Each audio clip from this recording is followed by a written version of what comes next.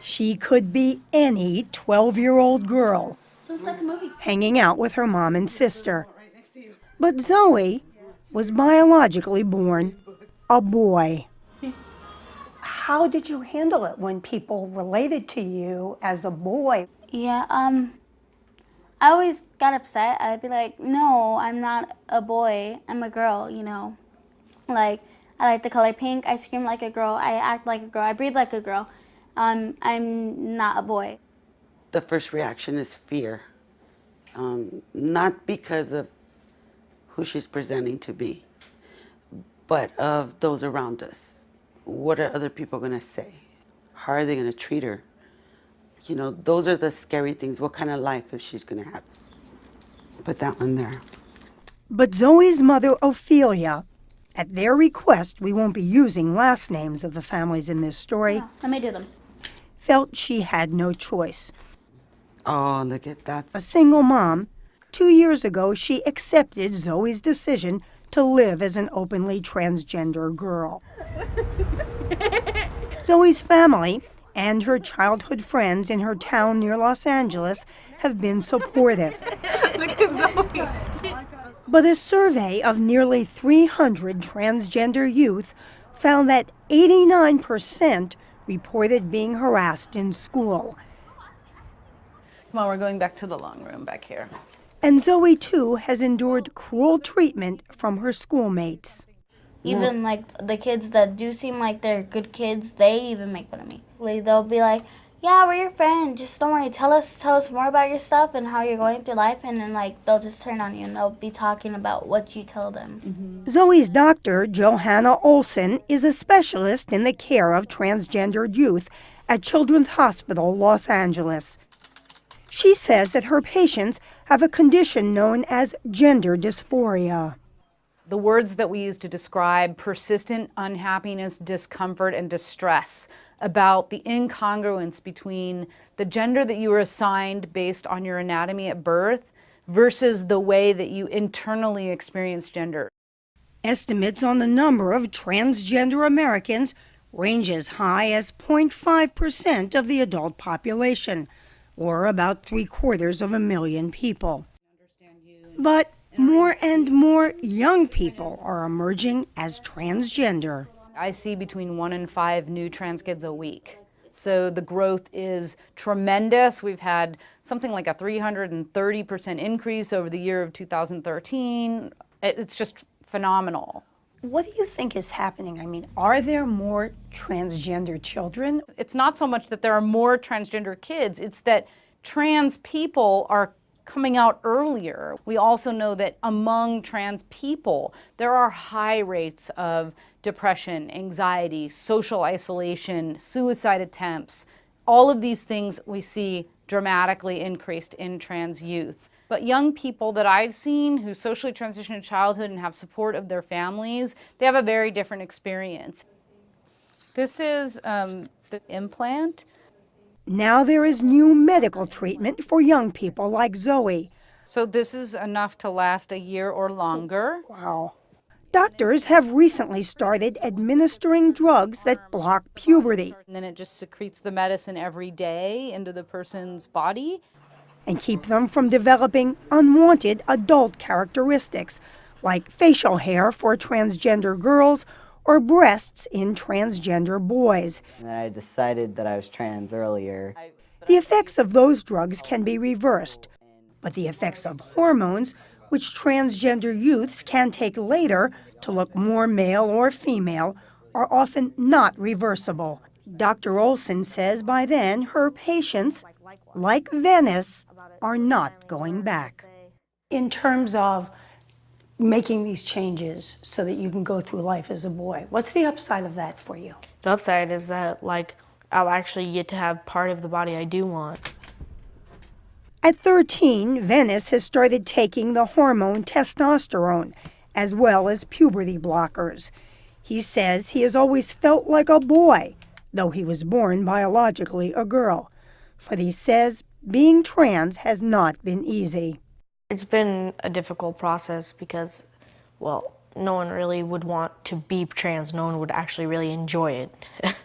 And then there is the prospect of sex change surgery further down the road. Is that something that is a little bit scary to you? Yeah, I'm really afraid for bottom surgery, like how much pain it will cause. There are practical problems as well. California, where Venice lives, was the first state to pass a law specifically allowing transgender school children to use bathrooms, locker rooms, and even play on sports teams of the gender that they choose. Some school districts in California say. But opponents like Brad Dacus of the Pacific Justice Institute, a conservative legal group, claim the law could put an unfair burden on other children. You're saying under this law that a 13-year-old or 14-year-old girl in a locker room has to change and dress and be naked in front of, say, a 16-year-old boy, simply because a 16-year-old boy, who's a biological boy, but inside has a mental condition called gender identity dysphoria and thinks that he's a girl. This is ludicrous and really unreasonable. Dacus argues that while transgender kids should be treated with compassion, they should use separate facilities, say in faculty or nurses' offices. Venice's response? You can use a separate bathroom too. But Venice has had other issues to worry about. His parents are separated, and while his mother and brother have always been supportive, his father was not. Finally, Venice's mom, Trish, sent his father a letter. It said pretty much, you're on board with this, or you can't be in our lives because, a child that's not supported doesn't flourish. And Dad looked at that and decided, well, I can either have a son or I can have nothing. Nobody knows what we're going through. Today, Venice's father, Mike, has joined Venice's mother in a support group for parents of transgender kids. I was in a lot of fear and anxiety, and especially when my kid came out. And he acknowledges that he hired a series of therapists in an effort to convince Venice to live as a girl, all to no avail. So I was totally in the wrong area, spending lots of money trying to fix a kid that wasn't really broken.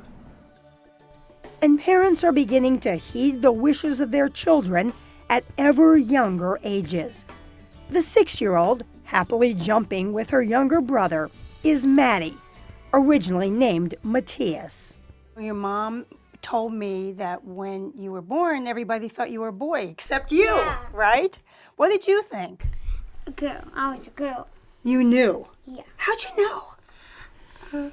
I just figured that out. Maddie's parents, Christy and Enrique, say it started when she was younger than 2, going clothes shopping, for example. Christy and I would go to the boys section, and Maddie would start directly going to the girls section and wanting to pick clothes from there. Maddie's parents say she was miserable when treated as a boy, and by the time she entered kindergarten in San Diego last year, they felt they had to enroll her as a girl. You know that some people are going to see this story on television and say, oh my gosh, they should have waited. They should have insisted on waiting longer. Why didn't you wait longer? She was in pain. I don't see that there was really another option. She was uncomfortable. She was unhappy. You can't see your child suffer like that. Nothing's been done that can't be undone. So people that would say maybe it's too early, we should have waited, what did we have to lose at this point? She's happier. Like all the parents we spoke to for this story, Christy and Enrique told us they decided to go public because they want to help other families facing the same issues. I also want for Maddie to know that it's nothing that can't be talked about, but I also want her to know that she shouldn't be ashamed or afraid to be who she is. While doctors say some children who identify themselves as the opposite of their physical gender do change their minds as they get older, there is little data on how often that occurs. So far, Maddie shows no sign of reconsidering. Have you ever thought maybe sometime, gee, it might be fun to go back and you know, dress like a boy and be more like a boy? I don't want to. You don't want to do that. You know that, what? How do you feel? Like a girl. Is there anything you'd like to say for maybe other children who people say, oh, you're a boy, but they know that they're a girl? Is there anything you'd like to tell them? Let them choose. Let them choose.